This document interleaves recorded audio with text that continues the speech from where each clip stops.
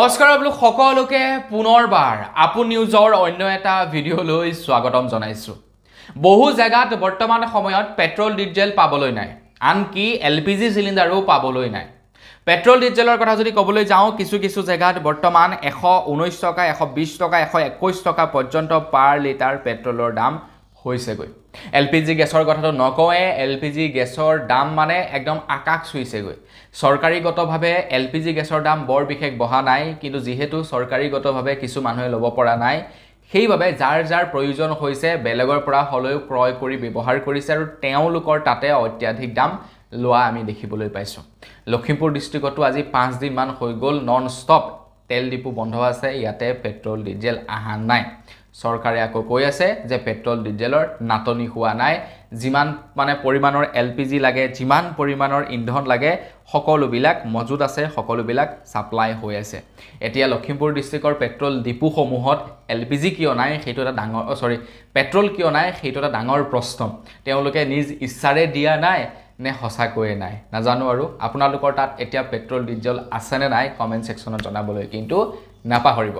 কিন্তু সেই সময়তে আপোনালোক সকলোৰে কাৰণে এটা বিৰাটেই ভাল খবৰ ওলাই পৰিছে। য'তেই যিমান দাম নাবাঢ়ক কিয় এতিয়া পেট্ৰল ডিজেল আৰু LPGৰ দাম কমিব বুলি খবৰ ওলাই পৰিছে। আপোনালোকৰ তাত পেট্ৰল আৰু ডিজেলৰ প্ৰাইচ কিমান কমেণ্ট ছেকশ্যনত জনাব, আৰু LPGৰ প্ৰাইচ কিমান সেইটোও কমেণ্ট ছেকশ্যনত জনাবলৈ নাপাহৰিব।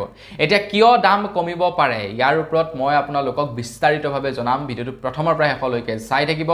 মই শ্ৰীপাঞ্জি গগৈ, আপোনালোকে চাই আছে আপোন নিউজ। আহক আৰম্ভ কৰোঁ আজিৰ ভিডিঅ'। অসমৰ মুখ্যমন্ত্ৰী হিমন্ত বিশ্ব শৰ্মাদেৱে নিৰ্বাচনী প্ৰচাৰৰ সময়ত এটা কথা উল্লেখ কৰিছিলে যে প্ৰত্যেক বছৰে বিহু আৰু পূজাৰ পূৰ্বে এটাকৈ LPG চিলিণ্ডাৰ বিনামূলীয়াকৈ প্ৰদান কৰা হ'ব। এতিয়া বহুতো মহিলাই বা বহু লোকে ভাবি আছে যে বিহু যিহেতু চলি আছে গতিকে এইবাৰ বিহুটো এটা LPG চিলিণ্ডাৰ ফ্ৰীকৈ দিব বুলি, কিন্তু তেনে কথা নহয়, LPG চিলিণ্ডাৰ ফ্ৰীকৈ নিদিয়ে। এতিয়া কেন্দ্ৰ চৰকাৰৰ ফালৰ পৰা কৈ আছে যে পেট্ৰল ডিজেল LPGৰ নাটনি ক'তোৱে হোৱা নাই, অবিৰতভাৱে আপোনালোকক ব্যৱহাৰৰ বাবে দি থকা হৈছে। কিন্তু মই আপোনালোকক ক'লোৱেই লখিমপুৰ ডিষ্ট্ৰিক্টত 5 দিন হৈ গ'ল তেল ডিপুসমূহ বন্ধ আছে। এতিয়া তেল ডিপুসমূহে দাম বৃদ্ধি কৰিবৰ কাৰণে নিজ ইচ্ছামতেই তেওঁলোকে বন্ধ কৰিছে নে অন্য কিবা কাৰণত বন্ধ হৈছে নে নাটনি হৈছে সঁচাকৈয়ে পেট্ৰল ডিপুৰ, সেই সম্পৰ্কে ক'ব নোৱাৰিম। কিন্তু আপোনালোকে যদি লখিমপুৰ ডিষ্ট্ৰিক্টৰ হয় তেন্তে নিশ্চয় আপোনালোকে পেট্ৰল ডিজেলৰ সমস্যাত চাগে ভুগিছে। হয়তো ক'ৰবাত এটা দুটা খোল খাই থাকিব পাৰে, হয়তো চাগে অৰুণাচলত গৈ আপোনালোকে ভৰাইছে। ময়ো গৈ অৰুণাচলতে তেল ভৰাই আহিছোঁ। তো আপুনি যদি লখিমপুৰ ডিষ্ট্ৰিক্টৰ আপোনালোকে ক'ত তেল ভৰাইছে কমেণ্ট ছেকশ্যনত জনাব। এতিয়া আপোনালোকে লক্ষ্য কৰিব যেতিয়াই নেকি পেট্ৰল ডিপুসমূহ খোল খাবলৈ ল'ব লগে লগে পেট্ৰল ডিজেলৰ দামটো কিন্তু বাঢ়ি যাব। হয় নে নহয় আপোনালোকে এবাৰ লক্ষ্য কৰি চাব।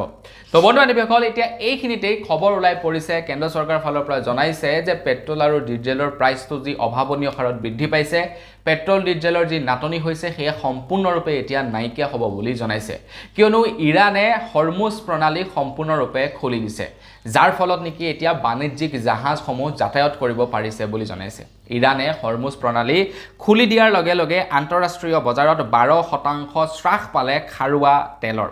12% হ্ৰাস পালে বুলি খবৰ ওলাই পৰিছে।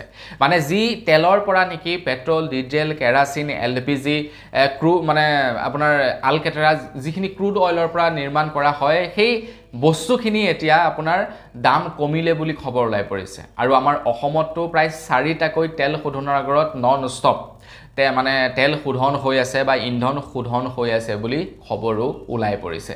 তো সেই ক্ষেত্ৰত বেলেগ মানে ৰাজ্যৰ কথা ক'বলৈ নাযাওঁ, কিন্তু আমাৰ অসমত পেট্ৰল ডিজেলৰ দামটো কমিব, LPGৰ দামটো কমিব, আৰু খুব সোনকালে আপোনালোকে যি নাটনিৰ অভাৱত ভুগি আছে সেই নাটনি নাইকিয়া হ'ব বুলি খবৰ ওলাই পৰিছে। আৰু এই কথা ঘোষণা কৰিছে IOCLৰ তৰফৰ পৰা।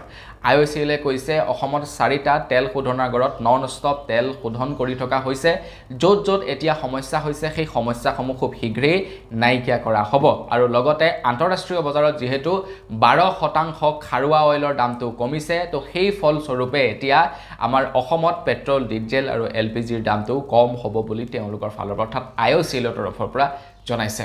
এতিয়া নাজানো আৰু কেতিয়াৰে পৰা তেল উপলব্ধ হয়, কেতিয়াৰে পৰা LPG উপলব্ধ হয়, কিন্তু আমি সেই ইৰাণ আৰু ইজৰাইলৰ যুদ্ধৰ পৰাইতো আমি পেট্ৰল ডিজেলৰ নাটনিত ভুগি আছোঁ।